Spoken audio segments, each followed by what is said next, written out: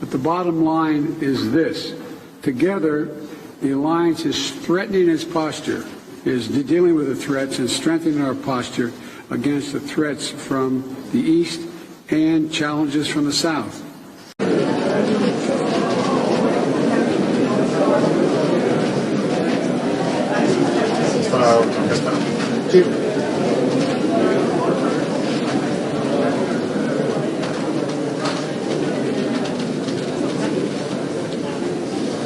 But thank you for your hospitality. It's unmatched.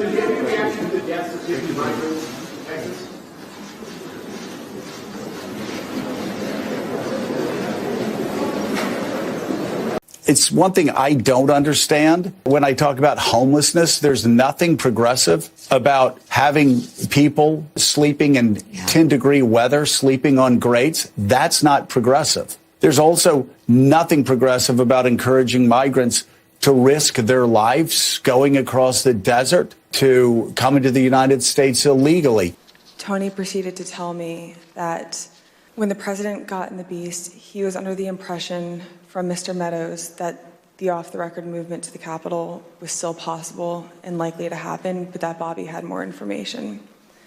So once the president had gotten into the vehicle with Bobby, he thought that they were going up to the Capitol, and when Bobby had relayed to him, we don't have the assets to do it, it's not secure, we're going back to the West Wing, the president had very strong, a very angry response to that. Tony described him as being irate. The president said something to the effect of, "I'm the effing president, take me up to the Capitol now." To which Bobby responded, "Sir, we have to go back to the West Wing." The president reached up towards the front of the vehicle to grab at the steering wheel. Mr. Engel grabbed his arm, said, "Sir, you need to take your hand off the steering wheel. We're going back to the West Wing. We're not going to the Capitol." Mr. Trump then used his free hand to lunge towards Bobby Engel. And when Mr. Ornato had recounted this story to me, he had motioned towards his clavicles. And was Mr. Engel in the room as Mr. Ornato told you this story? He was. Did Mr. Engel correct or disagree with any part of the story from Mr. Ornato? Mr. Engel did not correct or disagree with any part of the story. Did Mr. Engel or Mr. Ornato ever after that tell you that what Mr. Ornato had just said was untrue? Neither Mr. Ornato nor Mr. Engel told me ever that it was untrue. Joe, You predicted it for a while. excuse me, sorry to interrupt you.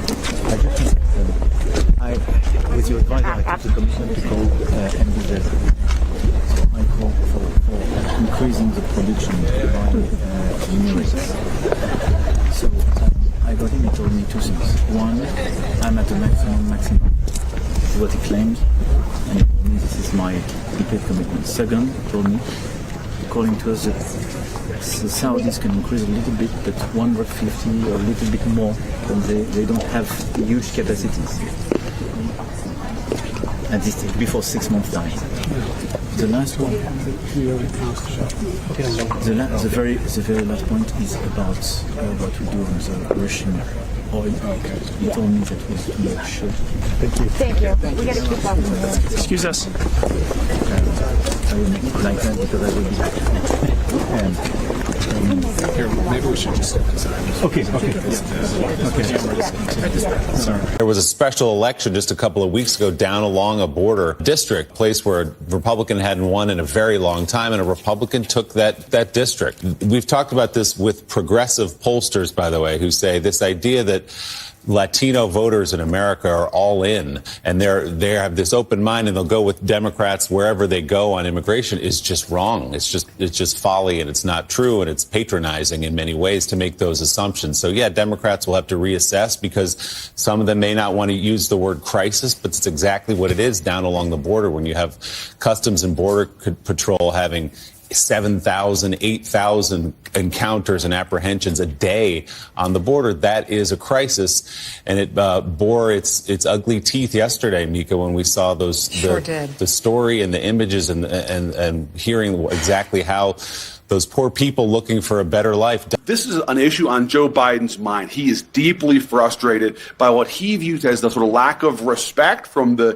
press and from his fellow Democrats about his intent to run for re-election. He can't figure out why folks won't take yes for an answer. You and I know why that is. It's because he's going to be 81 years old in 2024. He's already the oldest American president, and there's real doubts about his capacity to serve a second four-year term. I'll start with the babyest of the babyest of the baby steps. Open abortion clinics on federal lands in red states right now. But other justices have pushed back to say, no, he's really sort of on his own with that. Well, Don't believe that? Well, he may be on his own, but he's signaling, as he often did. You know, I went to law school with him. Mm-hmm. He's been a person of grievance for as long as I've known him. Resentment, grievance, anger. And he has signaled in the past to lower courts, to state legislatures, find cases, pass laws, get them up. I may not win the first, the second, or the third time, but we're going to keep at it. So you're saying people pay attention to this? Yes, the people he is speaking to, which are the, right-wing, very conservative judges and justices and state legislatures. And the thing that there's so many things about it that are deeply distressing. Brazil, I can't remember something as awful as this, but how common is it to try to move migrants in the backs of these trailers? Human smugglers often use rigs to move and transport migrants. In fact, it has been happening more often along the U.S.-Mexico border. We have had border officials speak to the desperation that some migrants are in, where they put their lives in their hands. And recall, there is an increasing number of people crossing the U.S.-Mexico border over the last several months, over 200 border crossings just in the spring, and each of those months